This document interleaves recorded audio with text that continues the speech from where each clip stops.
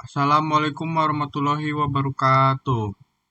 Perkenalkan, nama saya Dimas Satya Putra dengan NPM 2357051017. Di sini saya akan menjelaskan arsitektur, organisasi komputer, dan konsep stored program. Pengertian: arsitektur komputer adalah hal merujuk pada desain dan struktur dasar dari sistem komputer. Ini mencakup bagaimana komputer-komputer seperti CPU, memori, dan sistem I/O saling berinteraksi dan bekerja sama untuk menjalankan program.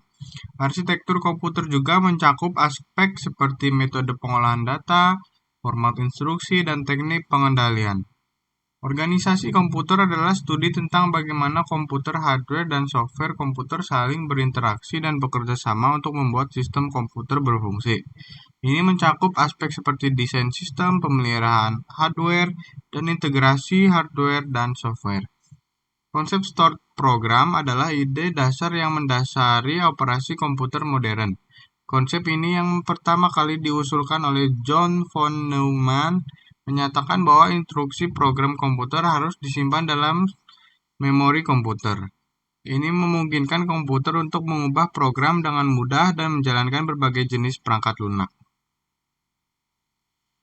Arsitektur komputer. Generasi pertama yaitu 1940 sampai 1956 komputer tabung vakum. Komputer generasi pertama menggunakan tabung vakum sebagai komponen utama. Komputer ini sangat besar dan mahal untuk dioperasikan. Contoh dari generasi ini adalah ENIAC dan UNIVAC. Seperti yang digambar sebelah, guys. Generasi kedua yaitu pada tahun 1956 sampai 1963. Komputer transistor. Transistor menggantikan tabung vakum, membuat komputer menjadi lebih kecil, lebih cepat, lebih tahan lama, dan lebih efisien. Contoh dari generasi ini adalah IBM 794 dan PDP-1. Generasi ketiga yaitu pada tahun 1964 sampai 1971, komputer sirkuit terpadu. Sirkuit terpadu atau IC menggantikan transistor yang memungkinkan komponen komputer menjadi lebih kecil dan lebih efisien. Ini juga memungkinkan pengembangan sistem operasi. Contoh dari generasi ini adalah IBM System 360 dan PDP-8. Generasi keempat 1971 sampai sekarang yaitu komputer mikroprosesor. Generasi ini ditandai oleh pengenalan mikroprosesor yang merupakan sebuah chip silikon yang menggabungkan semua fungsi dari unit pemrosesan pusat atau CPU komputer. Ini memungkinkan komputer menjadi lebih kecil, lebih murah, dan lebih efisien. Komputer pribadi atau PC, personal PC menjadi populer selama periode ini. Intel 4004 yang dirilis pada tahun 1971 adalah mikroprosesor komersial pertama. Selama generasi ini, kita juga melihat pengembangan sistem operasi yang lebih canggih serta perangkat lunak dan aplikasi yang lebih kompleks. Generasi sekarang dan seterusnya, komputer berbasis AI dan dalam paralel. Dalam hal hardware, generasi kelima ini melihat perkembangan signifikan dalam teknologi penyimpanan dengan pengendalian solid state drive atau SSD dan teknologi penyimpanan berbasis cloud. SSD menawarkan kesempatan akses data yang jauh lebih cepat dibandingkan dengan hard drive mekanis tradisional.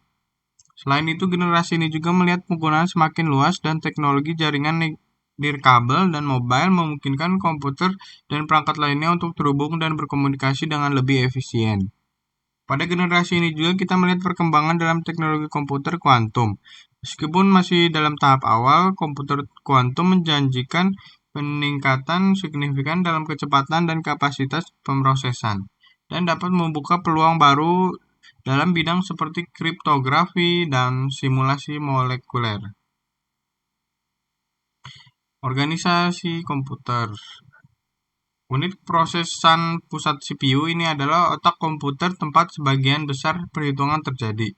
CPU terdiri dari beberapa komponen termasuk unit kontrol yang mengarahkan operasi komputer dan ALU, Arithmetic Logic Unit yang melakukan operasi matematika dan logika. Memori ini adalah tempat komputer menyimpan data dan instruksi. Ada beberapa jenis memori termasuk RAM atau Random Access Memory yang digunakan untuk menyimpan sementara dan ROM Read Only Memory yang menyimpan instruksi penting seperti program boot. Perangkat input-output ini adalah perangkat yang memungkinkan komputer berintegrasi dengan dunia luar. Perangkat input mencakup hal-hal seperti keyboard dan mouse, sementara perangkat output mencakup monitor dan printer. Bus system ini adalah jalur komunikasi yang menghubungkan berbagai komponen.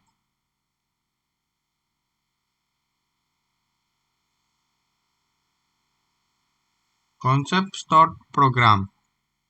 Konsep stored program adalah prinsip dasar yang mendasari operasi komputer modern. Prinsip ini pertama kali diusulkan oleh ilmuwan komputer John Feynman pada tahun 1945. Berikut adalah beberapa poin penting tentang konsep stored program. Penyimpanan program yaitu dalam model stored program. Instruksi program komputer disimpan dalam memori komputer. Ini berbeda dari model komputasi sebelumnya di mana instruksi biasanya disimpan pada kartu punch atau pita keras. Eksekusi bersifat sekuensial karena instruksi dieksekusi satu persatu dalam urutan yang ditentukan oleh program. Meskipun ada mekanisme untuk mengubah urutan eksekusi, misalnya melompat ke instruksi lain atau melakukan loop, prinsip dasarnya adalah bahwa instruksi dieksekusi secara sekuensial. Bersifat universalitas. Karena program dan data disimpan dalam memori yang sama, komputer dapat diubah untuk melakukan tugas yang berbeda dengan hanya memuat program yang berbeda. Ini membuat komputer menjadi mesin yang sangat fleksibel dan universal. Program sebagai data yaitu dalam model stored program. Program ini dianggap sebagai data dan dapat dimodifikasi oleh program lain. Ini memungkinkan konsep.